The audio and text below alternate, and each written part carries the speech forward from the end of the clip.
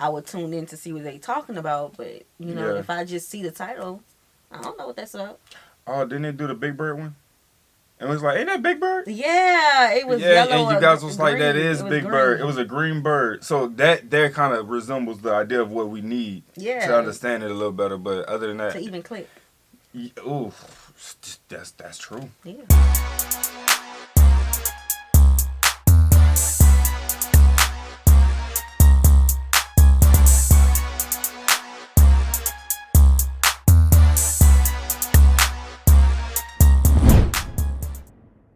What's good, y'all? It's the Demouchet REACT, and we're back with another video. Who we got today, C? Today we're back with another American reaction. Yes. Super excited about this video. If you're new to us and we're new to you, make sure you scroll down, hit that subscribe button, and turn on the post notification bell because we're on the road to 200K.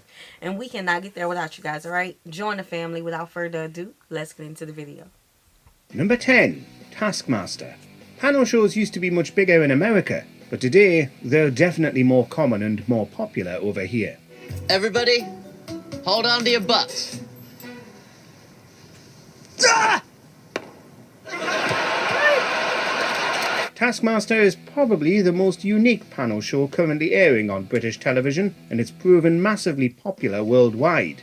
But not in America, it seems, where it was given a remake in 2018 that didn't land with American audiences. Also, you get an extra point if you can make the pizza person say the word bubbles. The British version still has a following, but something about it didn't translate to an American host and American panel, even if Alex Horne was still there to watch over his own creation. Still, it's hard to imagine the visceral Alex birth scene Sally Phillips created making it onto American broadcast television. We can't even really show you it on YouTube. Could draw all over your arse. A pastoral scene. I'll just What's the coconut about? What's going on? Number 9. What Little was Britain, that about? USA. Britain and America. All right. Two great nations linked throughout history. Did Americans like Matt Lucas and David Walliams taking aim at their culture? Well, apparently not. Despite many Brits successfully satirising the United States, Jesse Armstrong and Armando Iannucci chief among them, Walliams and Lucas weren't part of that lucky bunch. Oh, look, Andy. They got a pool here. You can have a swim in there later. Nah, I bet people piss in it. It probably didn't help that the show was still called Little Britain, as well as the fact they reused a lot of the British version's most popular characters, as if the likes of Daffod and Vicky Pollard would land on the other side of the Atlantic. I've got her down for a double hip replacement. A double hip replacement. Oh no, well, there must be some kind of mistake. She's like, no, not me, bro. Kit says no. It wasn't popularly received, and only 6 episodes ever aired, despite HBO apparently wanting to keep working with the pair. Number 8, Misfits. The American remake of Misfits has never seen the light of day, which is probably for the best. I'll tell you who did it. It's that Banksy prick. There's a hidden meaning.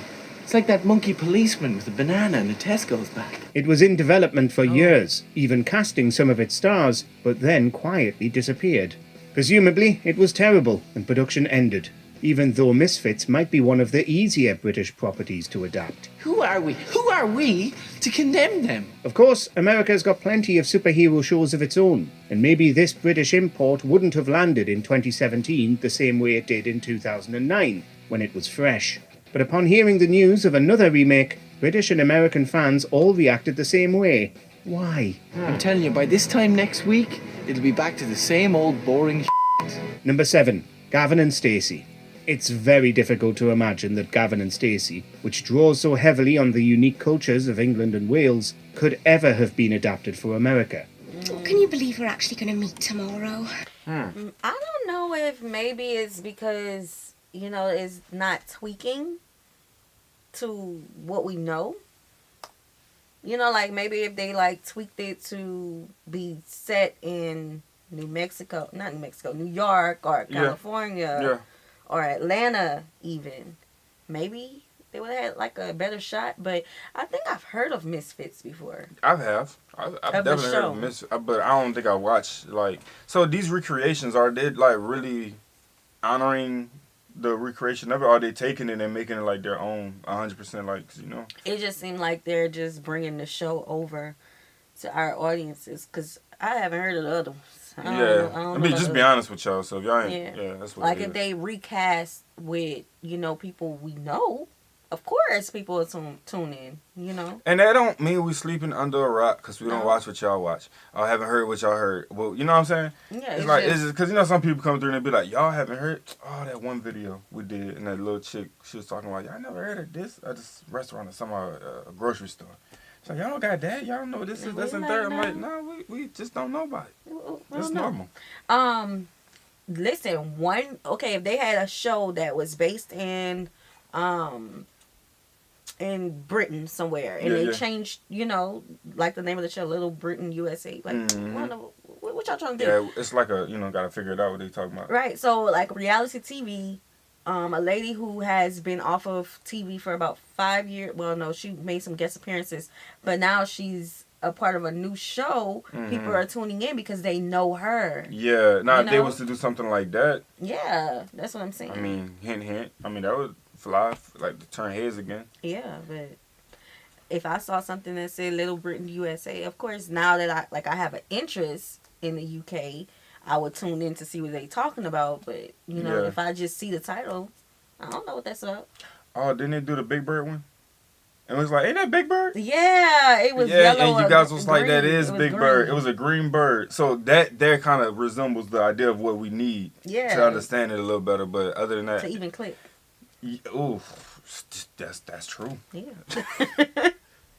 Only 17 hours to go now, babes. But a version was made called Us and Them, featuring a Gavin from New York City and a Stacey from the faraway, distant land of Pennsylvania. Are you all set for tomorrow? Yes. Jeez Louise, I can't believe we're finally going to meet in person. Originally slated to air on Fox, it was quickly moved onto streaming, where it seemed nobody watched it. I don't like the idea of my daughter on a blind date all the way in New York. Though many of the jokes were directly lifted from the British version, it just wasn't a format that worked. But the original sitcom hadn't received much interest in the US either, with its strong Welsh accents and references to niche British culture. Stace, love, you've got to chill out. Thing to remember is don't go giving him nothing on the first night. Number 6, absolutely fabulous. Are Jennifer Saunders and Joanna Lumley completely irreplaceable as Eddie Monsoon and Patsy Stone? Almost definitely, though the Americans did give it a go. Patsy Stone, 39, international beauty and style guru.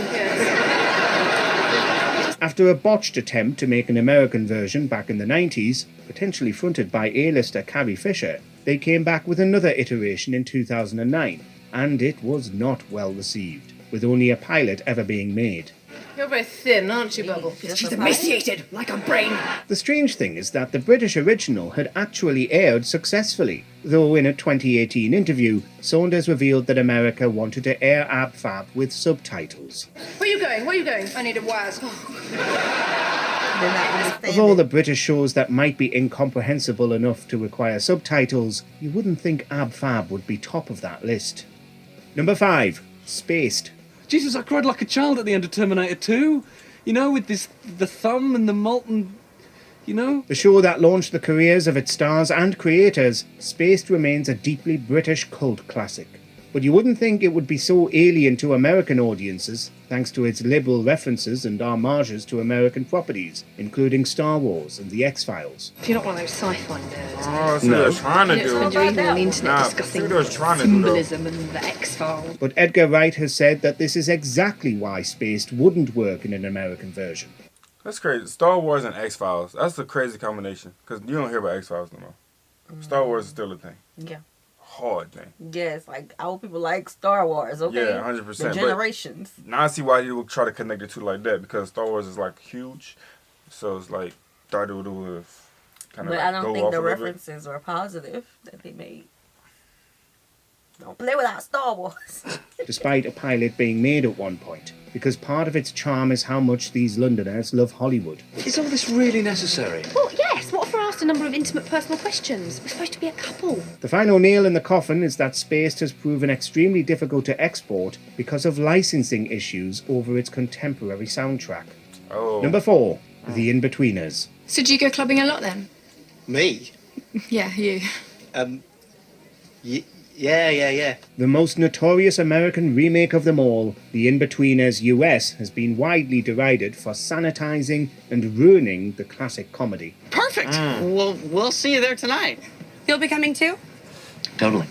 Cool. Unable to show much nudity or use the original's delightfully bad language, it was a disaster from the get-go, despite trying to copy its predecessor beat for beat. Slow down a minute, sorry.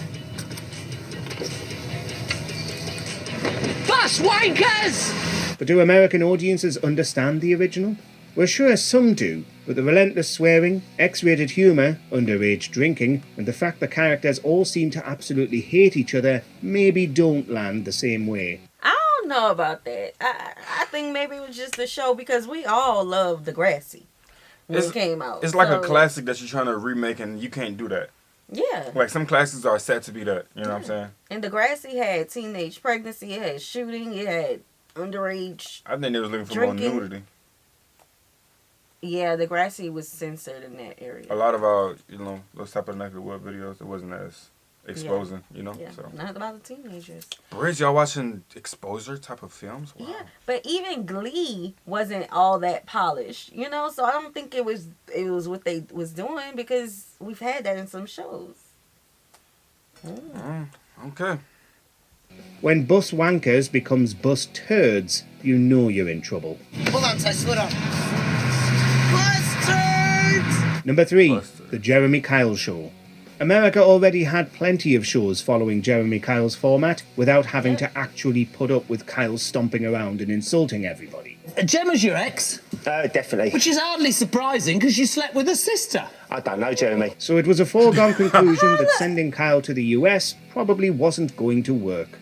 After all, he barely appeals to British audiences, controversial as his show always was. So what hope did he have abroad? You say that she has ruined your marriage. Oh, she did. Yeah, definitely. It did eventually air in the UK as well, and maybe that's what it was always destined for.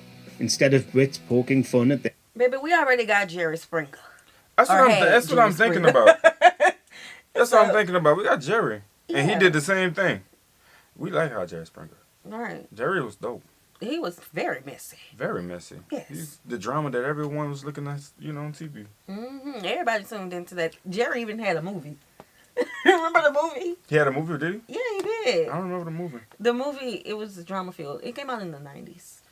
The movie. I was asleep. I wasn't. I was nosy. Their own exploited underclass, we could laugh at the people in America instead. He's a manipulative, controlling BS merchant, and you described the sister, right, as a toxic human being who ruined your marriage. But at least America saw enough sense to cancel it before it went too far. Number 2, Skins.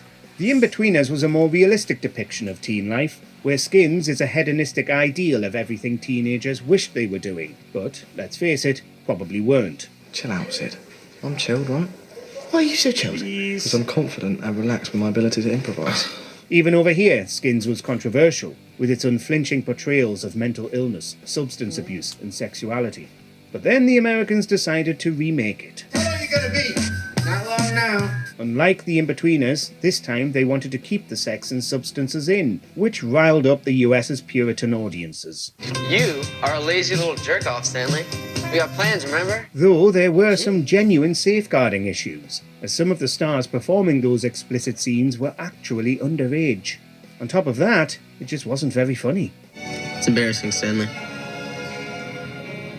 Yep. Number 1, Naked Attraction.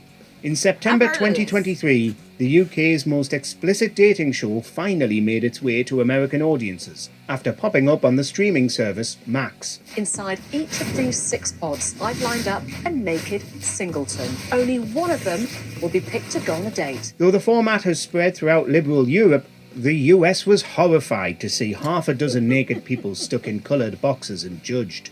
Naked Attraction has full frontal nudity with absolutely no censoring. So it was hardly surprising that America, known for shying away from sex, didn't really like it. Why do you want to choose a date naked, though? I just think that this is the next thing, the next best modern thing. In 10 years' time, this is going to be the norm. Though the show's defenders say it's actually about body positivity, this just didn't work in the US. Though, it's still worth noting that it's topped Max's streaming charts for weeks. So clearly, some of them are enjoying it. In front of you here, we have 6 coloured pods. Inside each of them is a naked man. Let us know in the comments which of these shows should never have left. Number 1 was the most interesting to me. Oh man. Okay. She wanted to see everything before she chose. I feel like those dating type shows, we have a lot of those. Remember the one with the they always aired on like MTV. The one On with the bus? the bus. Yeah, the bus. What is it called? Something my date. Next, Hell Date. Dating your parents, Hell Date. Yeah, all them. Yeah. There's some cool ones. But I've never seen nothing like this. Nah. I don't think this. If it did make it over, it didn't stay long. So I ain't remember seeing nothing like that. Interesting. Yeah, interesting.